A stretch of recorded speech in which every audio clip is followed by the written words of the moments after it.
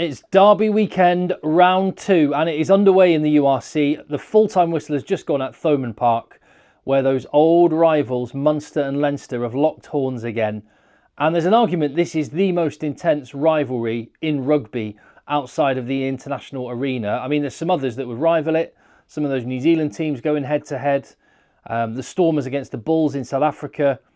In Northern Hemisphere rugby, certainly, maybe in worldwide club rugby, it's hard to look past Munster v Leinster. Well, it was, spoiler alert, the boys in blue that have the bragging rights away from home with a convincing 28-7 win, 4 tries to 1. The 5 points go in Leinster's way at the top of the URC, and 26,000 fans crammed in at Thomond Park will be going home a little bit disappointed.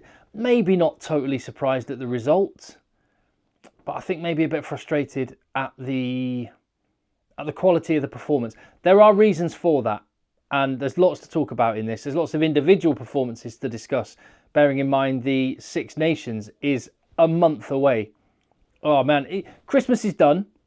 I'm about 82% cheese right now. I am already looking forward to the rest of this weekend's rugby. Six Nations ahead. Lots of stuff on the channel coming and big plans for 2025. So if you haven't already, please hit subscribe on the channel, give the video a thumbs up and tell me your thoughts. What are your instant takes following this Munster versus Leinster game? Some of the takeaways. Sam Prendergast, pretty good at rugby, isn't he? The Prender Goat, as he's being called. He's going to be wearing blue and green for quite a long time. He was the player of the match in this game. I actually thought, for what it's worth, that Josh van der Fleer was the player of the match again, and that is another takeaway from this game. Josh van der Fleer is an absolute machine.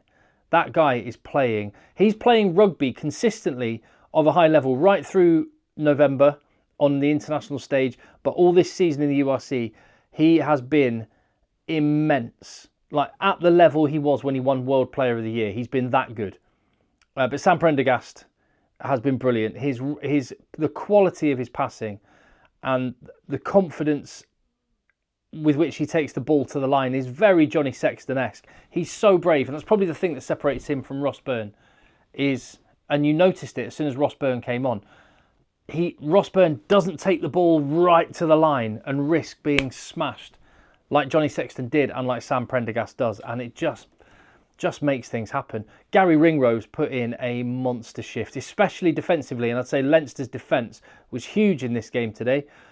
Gary Ringrose was just smashing people, obliterating people. Leinster's defence was massive, and when they got close, they took their opportunities, and that was the difference between the two teams. Munster did lots of really nice approach play, no cutting edge when it got into Leinster's 22, and part of that is because Leinster's defence is so tough. The speed off the line, I mean, there were many occasions in that game where I was like, well, Leinster are miles offside. But they played the referee. They had the one yellow card in the first half for repeated infringements. It's a cynical thing to say, and some people misinterpret when I say this, but part of rugby, and you'll know this if you've played the game, part of rugby is, trying to do brilliant attack, trying to defend fantastically, get your set pieces right. Part of rugby is being able to cheat effectively. It's not a great thing to say, but it's true. Richie McCaw, one of the greatest in our sports history, and that made him a brilliant leader because he was just very intelligent. He knew when to give away a penalty, when he could get away with, what he could get away with, how the referee's refereeing it. And Leinster have that kind of street smarts on a rugby pitch.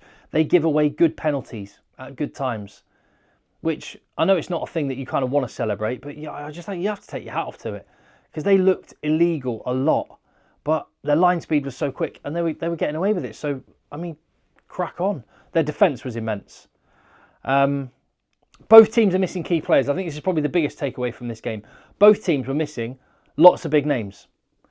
It's just when you take big names out of Leinster's team, there are still really good players and enough really good players holding the quality, maintaining the quality, and the players that come in seem to fit in seamlessly. Whereas with Munster, when you take out a few big names, a few key players in important positions, the depth of the squad just isn't there. And there was a bit of a gulf today. And so I always expected Leinster to win.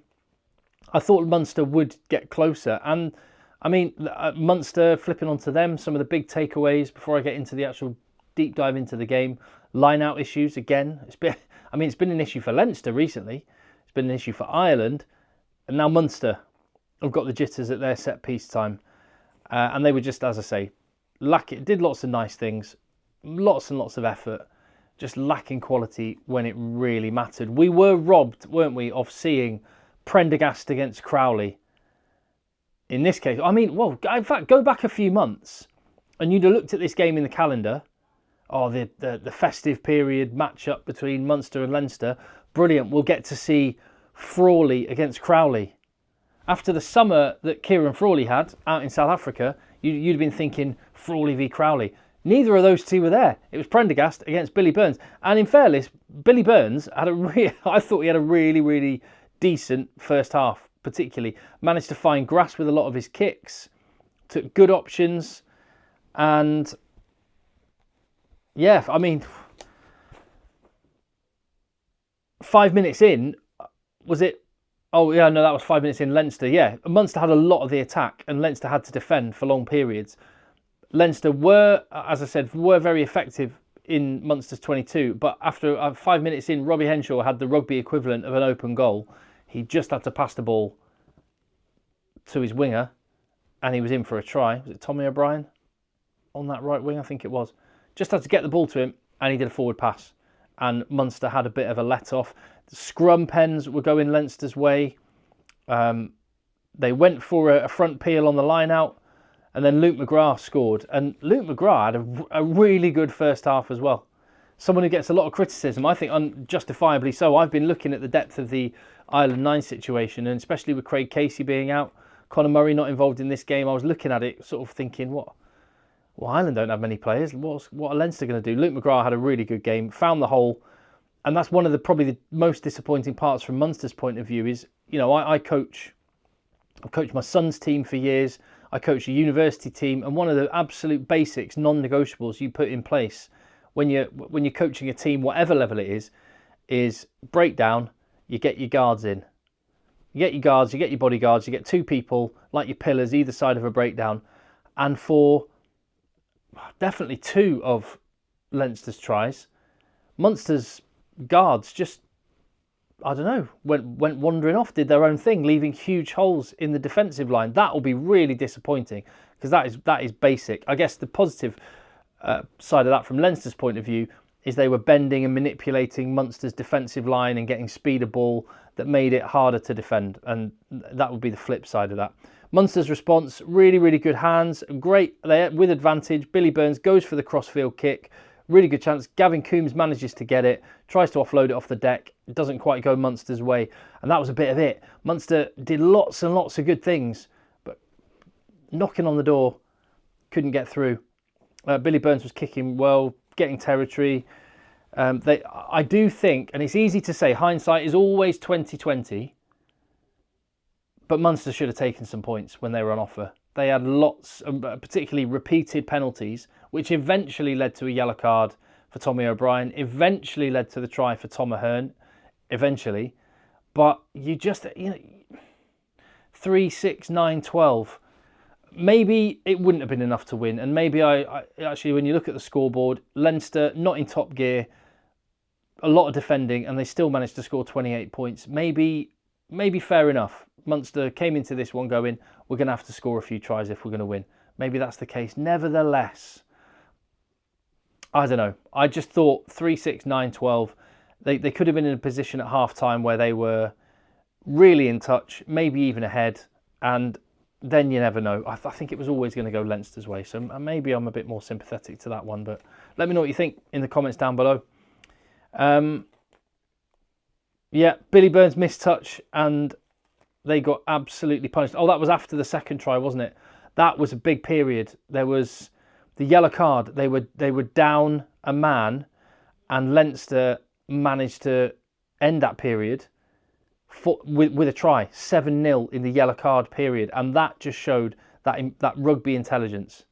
Try for Prendergast on their own line, massive defence in their own 22, managed to get the turnover. I think it was Caelan Doris with the line out, manages to flip it to a scrum.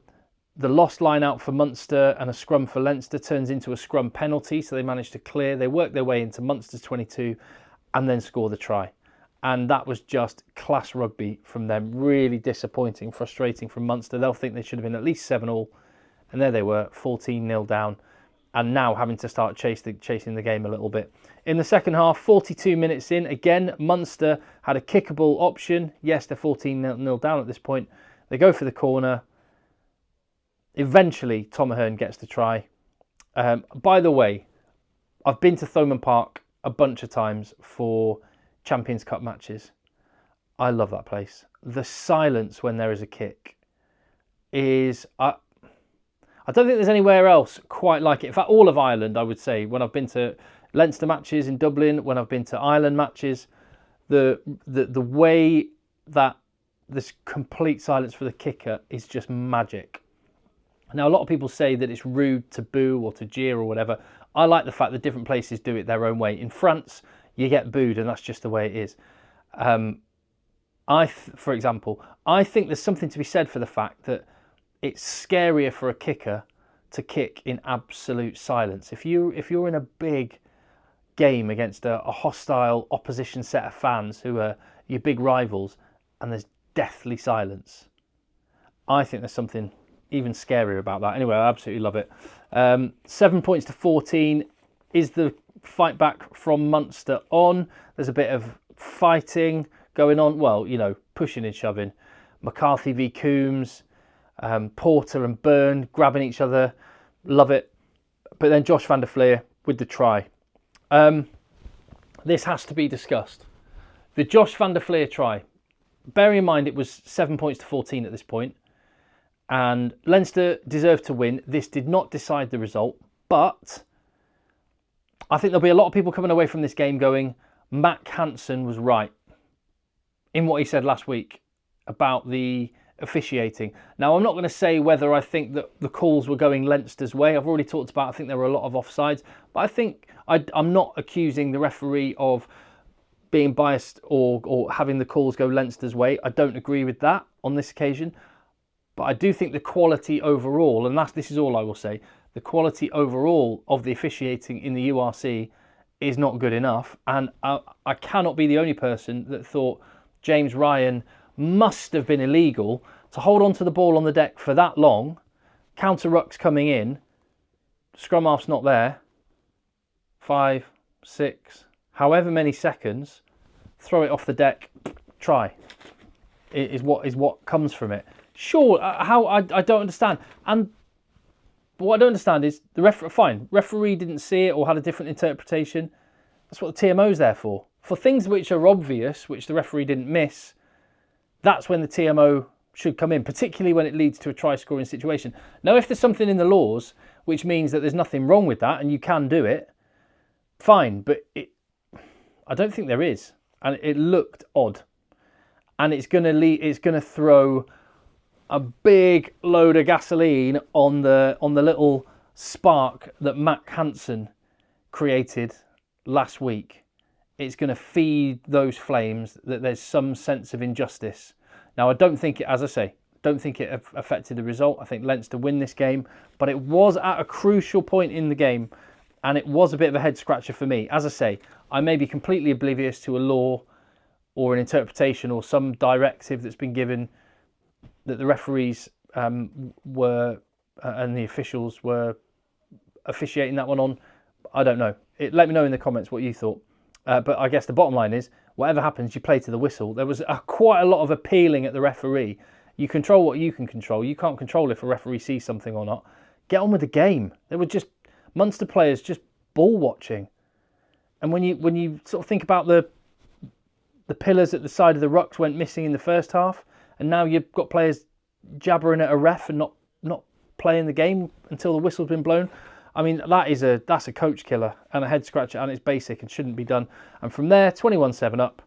Well, it was all over. Caelan Doris scored a try. The power game for Leinster came to the fore. They probably did score a try at the end as well, but there wasn't conclusive evidence for the referees to be able to give it. So full time it was 7 points to 28. A convincing win for Leinster, who have got a serious team, but I don't think they're anywhere near top gear yet.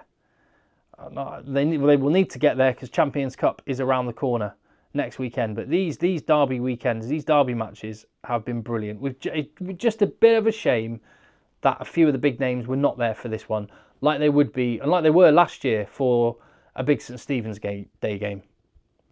But there we go. There we have it. The weekend is rolling, and the videos will be coming on the channel. So thank you very much for your support. Give the video a thumbs up, hit subscribe, and I will see you on the next one.